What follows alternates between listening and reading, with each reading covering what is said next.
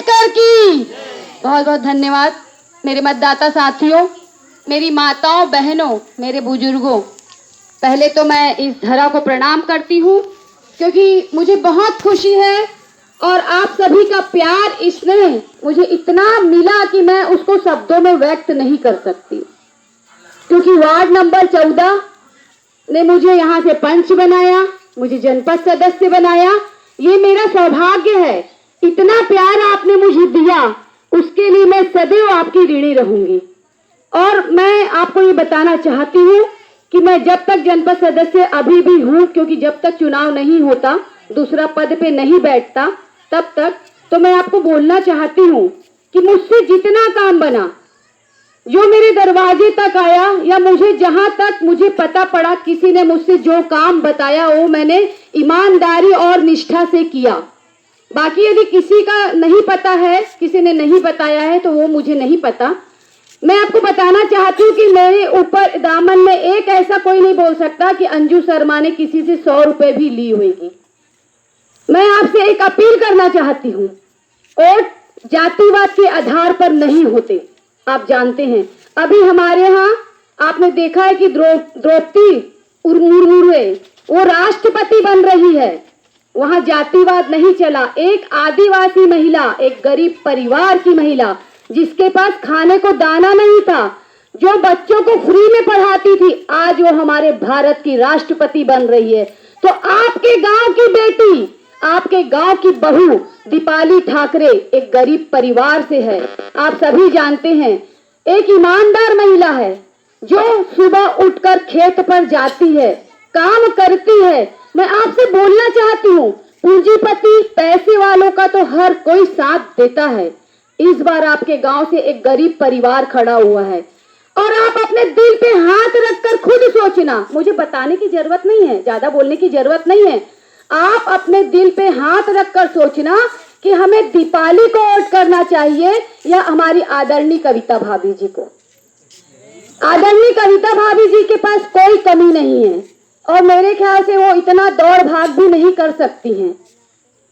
सूरज और चांद को देखे हैं ना आप लोग, तो ठीक चंद्रमा समान है, एकदम आरामदेह। रात में उगता है, लुप्त हो जाता है, पर सूरज सुबह 5 बजे से निकलकर रात्रि तक चलता रहता है। धूप में तपता है, कड़ी धूप, छांव, पानी, बरसात, उसको कुछ नहीं लगता। वैसी हमारी दीपाली श्रीराम ठाकरे है। बारिश हो चाहे कुछ भी हो, उसको तो खेत जाना है, नहीं जाएगी तो खाएगी क्या, कमाएंगे नहीं तो ये खाएंगी क्या।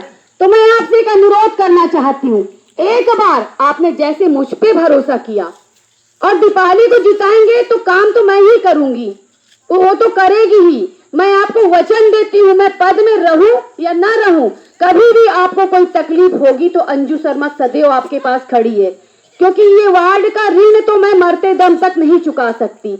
रहा सवाल साथियों पैसे का, तो आपने देखा है अभी कोरोना था 2 साल पहले, कोरोना में जिसके मैंने देखा है अपनी आंख से, क्योंकि मैं पूरे गांव में जगह जगह घूमी हूँ, तो मैंने देखा है ऐसे ऐसे परिवार जिसके यहाँ पैसों की कमी नहीं थी, वो तड़प तड़प के मर गया है। पैसा काम नहीं आएगा, आज मैं दे दूंगी आपको 1000 रुपए 2000, वो आपको 8 दिन चलेगा, पर उसका यदि गलत कमाई का पैसा दिया गया है तो आज नहीं तो कल उस बराबर निकलेगा। और मैं बाबा साहब अम्बेडकर जी ने एक बात कही थी, आप पढ़ सकते हैं, मनोज भाई बैठे हैं यहाँ।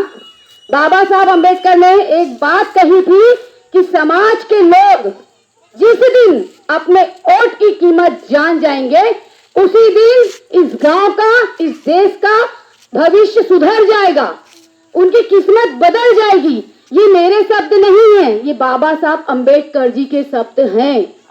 मैं आपको बोलना चाहती हूँ कि आप सभी से मैं दिल की गहराइयों से हाथ जोड़कर विनती करती हूँ, अनुरोध करती हूँ कि आप दीपाली श्रीराम ठाकरे को 1 नंबर की मुहर लगाकर, ब्लैक बोर्ड है जिसका निशान 1 नंबर पे, एक भगवान ने उनको 1 नंबर दिया, तो मैं आप सबसे विनती करती हूँ कि हमारे गांव की आन बान शान और गांव की इज्जत गांव में ही रहनी चाहिए। क्योंकि मुझे चैलेंज मिला है कि देखो तुम कैसे जीतते हो हरदोली वाले। मैं आपको बोलना चाहती हूँ कि 1 नंबर की बटन दबाएं, 1 नंबर का सील मोहर है, इस बार बटन नहीं है, उसको थप्पा लगाएं और दीपाली श्रीराम ठाकरे को आप विजयश्री दिलाएं, क्योंकि आपके हाथ में है। हीरे को जौहरी ही परखता है और जौहरी मेरे आप सब हैं। हमारी श्रीराम दीपाली ठाकरे हीरा है हमारे लिए, क्योंकि गरीब परिवार की बेटी ने इस बार साहस दिखाया और लड़ी, मैदान में आई। आपको तो गर्व होना चाहिए कि आपकी हरदौली से कोई खड़ा तो हुआ, किसी में दम तो था। नहीं तो हमें तो ये बोला जा रहा था कि किसी में दम नहीं है क्या, हम तो जीत गए निर्विरोध। तो भाई साहब, मैं आपको बोलना चाहती हूँ कि गरीब का साथ दीजिए, क्योंकि आप रात भी होगी, कभी भी होगा तो श्रीराम ठाकरे के घर के दरवाजे को खटखटा सकते हो, उसको बुला सकते हो। वहां जाओगे, रात में दरवाजा खुलेगा नहीं, क्योंकि पी के हम सोए रहेंगे। ये आप सभी जानते हैं, मुझे बताने की जरूरत नहीं है। मैं आपसे एक ही विनती करती हूँ, अपने दिल के ऊपर हाथ रखकर सोचिए, किसी की मत सुनिए, मेरी भी मत सुनिए, उसकी भी मत सुनिए। यदि आप भगवान को मानते हैं, यदि बुद्ध जी को मानते हैं, तो बुद्ध भगवान ने भी सत्य के लिए निकले थे घर से, वो सत्य की खोज में निकले थे।